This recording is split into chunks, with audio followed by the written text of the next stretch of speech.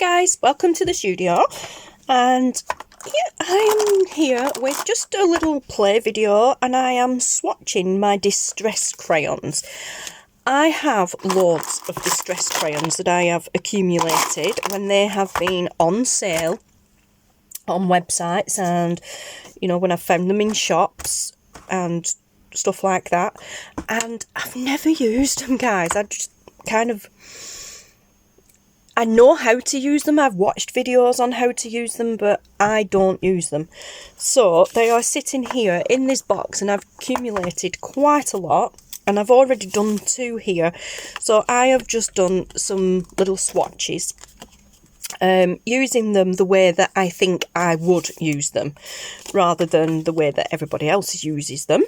I think I would rather, probably, going off this, use them more as like a watercolour type thing, you know, for like, what's the word? Well, yeah, watercolour, rather than using them as ink, like crayons as such. I'd probably prefer to use them like this as a watercolour. Anyway, I'm just going to demonstrate. So I've already done Maude Lawn and Pine Needles. So that is that one. That is Lord Lawn. No, it's not. Maude Lawn. And that one is Pine Needles. I love that colour. And, I mean, it's quite different to the tone on the crayon, so doing swatches is always good. This one is Rustic Wilderness, okay, and these are like brand new, these crayons. I've maybe used them once or twice, some of them once or twice in different things, but yeah, nothing like I should be doing. And they're just sitting here, so I'm just gonna load that with water and just swatch it on almost like paint, which is probably how I see myself using these, to be honest, more than like putting it on, smudging it and things like people do. I can see me using these more for colouring things, so this is how I am swatching, because this is how I am more likely going to use them. So obviously that's the best thing to do. There's no point watching these videos and doing swatches that other people are doing for techniques that you're not going to use them for. So, as I said, I will probably use them more for this sort of thing. And by doing that, then I also don't need to branch out with inks and things either. You know, because if you get enough of it, you could still probably stamp with these. So, you know, like a watercolour type stamp. So that is quite nice. I didn't expect it to be that pale, actually. So let's just see if maybe it's a bit darker. No, it's quite a nice subtle one, that's surprising.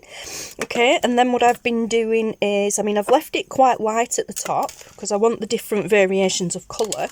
Then I've dried it with my heat tool, just heat it craft tool, not fully dry, but just dried it enough.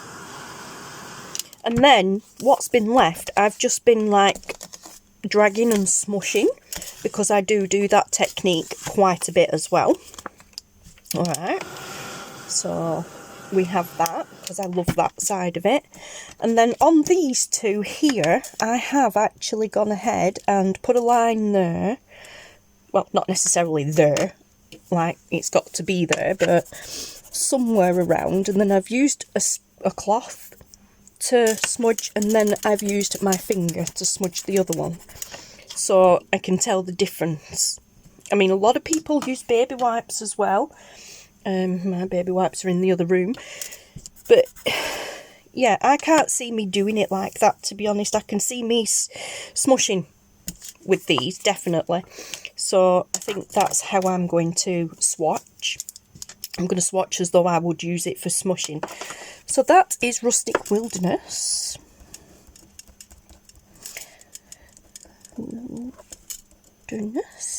These tags are It's just cardstock. I don't even know what sort of cardstock it is because I've had them for ages.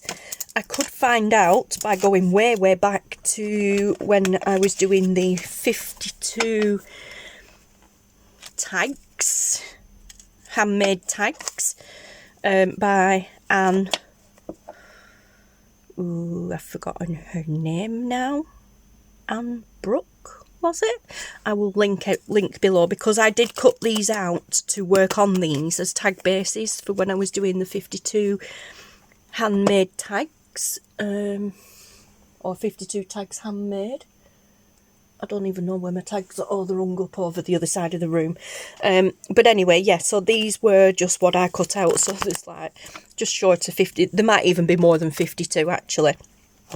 But I don't know what cardstock I used or anything like that.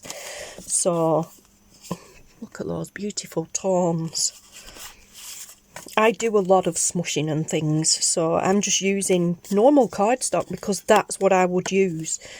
I pretty much just use what I have. I don't particularly go buying the branded stuff or anything like that. If it's on sale I might, but I don't go out of my way to buy Yupo and things like that and mixed media cardstock or whatever people are using. I just use what I can and whatever's on offer at the time closest to where I live. Usually the works. Yeah, if they have a sale on things then I will buy it, but it's usually mixed media cardstock or just plain cardstock.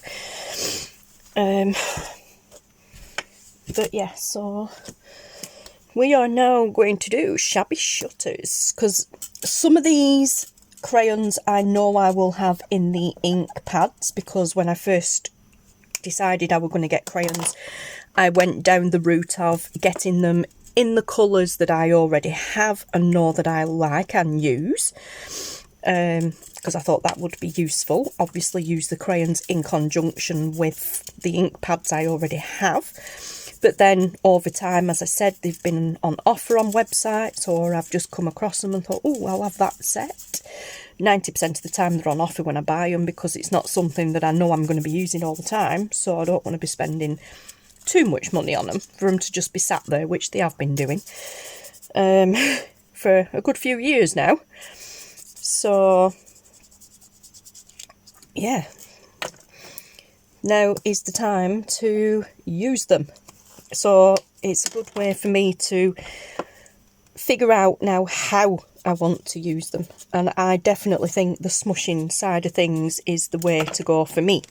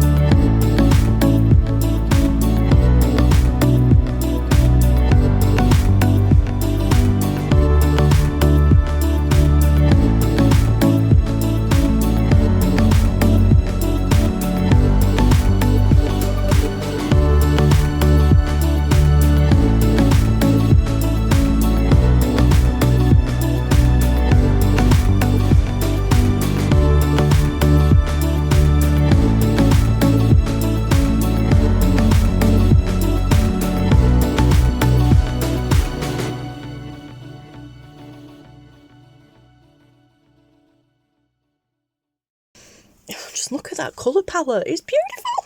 When I have finished doing these swatches, I will come back on and I will do a flip through and show you, you know, all the different colours that I have in the order of the colour range that Tim Holtz brought all these out in. Blueprint Sketch. This is Faded Jeans. I love that one. I don't think I've got Uncharted Mariner in here, which is one, no I haven't, which is one that I actually did want. I do have quite a lot of the pastel tones and neutrals. But yeah, so I'm just going to carry on crafting away. I'm going to throw some music on. I'm going to carry on just, I'll say crafting away, swatching away. Oh, look how beautiful is that. It's just gorgeous to look at as well. I kind of want to just put them all on a string and have it like a little banner. Oh, how cool would that be? Where could I do that? Oh, I could hang it from the ceiling. Yeah, the cats would probably have a field day with that, but that would be cool. Have them all like individually hung, maybe overlapping a little bit like that, but then put like the initial of the colours on the front, so that all I need to do is when I want a colour just look up at it. Interesting. Right, I'm gonna go, guys, so thank you so much for watching. I'll just spread them out and take a thumbnail, a picture for the thumbnail. Thank you so much, guys, for watching. Yeah, take care, stay safe, and I'll see you all again in the next video.